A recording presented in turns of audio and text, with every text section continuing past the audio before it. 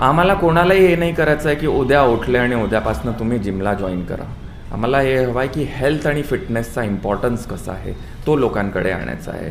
यामध्ये अजूनही रोग असतात, पण लहानशा गोष्टी ज्या असतात की आम्ही चालतो कसं, आम्ही उठतो कसं, आम्ही बसतो कसं, यामध्ये गुडघ्यावरती किती जोर येतो आहे, आपलं वजन किती आहे, त्यामुळे आपल्या शरीरावरती किती फरक पडतो, या सगळ्या गोष्टी लोकांना माहिती राहायला पाहिजे.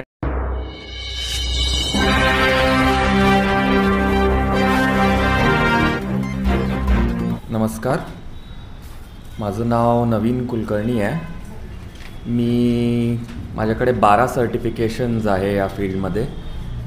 Personal training, health coach, medical exercise specialist, 3 nutrition, एक स्पोर्ट्स न्यूट्रिशनमध्ये पण आहे.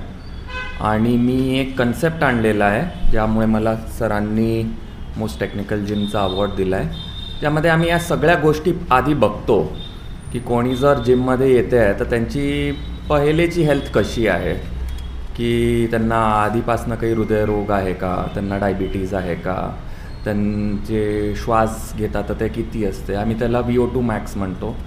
तर या सगळ्या गोष्टी आपल्याला माहीत राहायला पाहिजे आधी.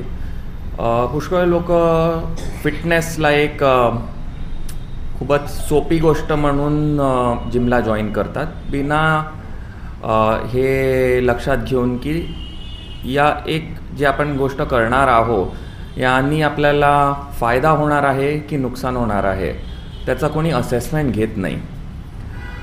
कोरोना झाल्यानंतरपासनं हे जे आहे याच्यामध्ये अवेअरनेस खूप वाढलेला आहे, परंतु आता पण तो इतका नाही आहे की लोकांना माहीत नाही की कोणती जिम जॉईन करायच्या आधी किंवा अजूनही काही गोष्टी करायच्या आधी, काही स्पोर्ट्स करायच्या आधी, मॅरेथॉन धावायच्या आधी आपल्याला आधी काय गोष्टी बघायला पाहिजे.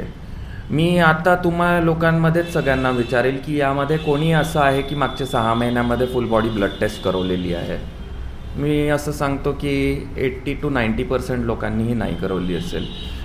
आपल्याला कोरोनरी हार्ट डिझीज जर असेल तर आपण CT अँजिओग्राफी वगैरे करू शकतो. हे 35 वर्षाच्या वरच्या लोकांनी पण करायला पाहिजे. याची आता काही एजची हे नाही आहे. आत्तापर्यंत कोणी आहे ज्यांनी आपला ECG काढवलं आहे. तर या सगळ्या गोष्टी कशा आहे, या प्री एक्झिस्टिंग कंडिशन्स राहतात, यांची आपल्याला माहितीच नसते आणि आपण अशा गोष्टींनी जातो की नाही आपण सगळे फिटच आहोत. त्यामध्ये अवेअरनेस कॅम्पेन्स जे आहे ते आम्ही आता सुरू करणार आहोत की लोकांना या सगळ्या गोष्टी जिमला ना असोसिएट करून इनॲक्टिव्हिटीला असोसिएट करायला पाहिजे. की आम्ही सकाळी उठतो, आम्ही जातो ऑफिसला आणि तिथे बसतो, तर आमची जी लाईफस्टाईल आहे ती इतकी सिडेंटरी आहे, म्हणजे की आम्हाला ऑफिसच्या कामापेक्षा दुसऱ्या कामाच्यासाठी आपल्याकडे वेळसुद्धा नसतो किंवा ती विचारदृष्टीसुद्धा नसते.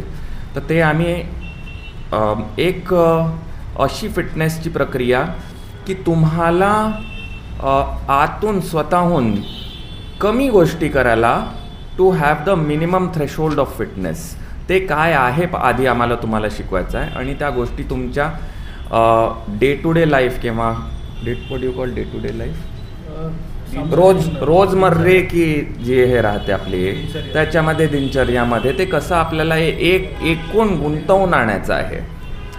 आम्हाला कोणालाही हे नाही करायचं आहे की उद्या उठले आणि उद्यापासून तुम्ही जिमला जॉईन करा. आम्हाला हे हवं आहे की हेल्थ आणि फिटनेसचा इम्पॉर्टन्स कसा आहे तो लोकांकडे आणायचा आहे. यामध्ये अजूनही रोग असतात, पण लहानशा गोष्टी ज्या असतात की आम्ही चालतो कसं, आम्ही उठतो कसं, आम्ही बसतो कसं, यामध्ये गुडघ्यावरती किती जोर येतो आहे, आपलं वजन किती आहे, त्यामुळे आपल्या शरीरावरती किती फरक पडतो, या सगळ्या गोष्टी लोकांना माहिती राहायला पाहिजे. आणि ही माहिती एका जनरल लेवलवरती लोकांना त्याचा इम्पॉर्टन्स राहायला पाहिजे, त्यावरती आम्ही काम करून राहिलो आहे. पत्रकार परिषद आम्ही ठेवली आहे. याच्यात आम्ही 3-4 कॅटेगरीज ठेवल्या होत्या. पहिला होता आमचं बॉडी बिल्डिंग. तर त्या बॉडी बिल्डिंग स्पर्धेत पराग मडावी सर यांनी उत्कृष्ट body building of the year हा प्राईज मिळालेला आहे. सेकंड होता best gym of the year, ते नवीन कुलकर्णी सर जे बाजूला बसलेले आहेत. आणि थर्ड होता best runner of the year, तो की मला मिळाला आहे अजिंक्य वखरे. अँड याचे जे ऑर्गनायझर होते ते अभिजित गावंडे सर आहे, ते आमच्या साईडनं राईट साईडला बसलेले आहेत. दरवर्षी भरपूर साऱ्या बॉडी बिल्डिंग प्रतियोगिता मेन्स फिजिक कॉम्पिटिशन होत असतात, पण जी एक मेन्स फिजिक आणखी मेन्स क्लासिक डिव्हिजन असते ती खूप कमी होते आपल्या इकडे, म्हणजे 2% लोक करते. सो त्याच्यामध्ये आम्ही स्टेप इन झालो होतो. ॲक्च्युली मी बघितलं बँगलोरला जाऊन, मुंबईला जाऊन वगैरे कॉम्पिटिशन होतात, पण आपल्या नागपूरला नाही होत. सो त्यामुळे आम्ही आणलं. आणखी गेले 6 वर्ष देखील आम्ही हे रेग्युलर करतोय. हे आमचं 6वं वर्ष होतं. 2019ला आम्ही याची सुरुवात केली. आणखी यावेळेस 6वं वर्ष आमचं संपन्न झालं. स्पर्धेच्या सोबतच आमचं हे टार्गेट आहे की आम्हाला नागपूरच्या लोकांना best of the best fitness facilities द्यायच्या आहे. सो त्यामुळे आम्ही त्यांना दरवर्षी एक best trainer of the year, आणखी एक best gym of the year, best technical gym of the year असं आम्ही त्यांना काढून देत असतो. सो आम्ही 250 आम्ही सगळं फॉर्मॅलिटीज करून फॉर्म्स वगैरे ओपन केले, ज्यामध्ये 250 ट्रेनर्सनी एनरोल केलं होतं.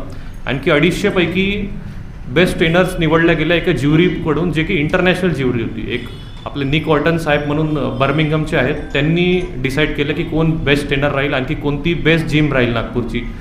सो मला आपण सर्वांना सांगताना खूप आनंद होतोय की बेस्ट ट्रेनर म्हणून आपले अजिंक्य भाऊ वखरे, आणखी बेस्ट जिम म्हणून मसल हेड ऑन स्टुडिओ यांचा चूज केला गेलेला आहे.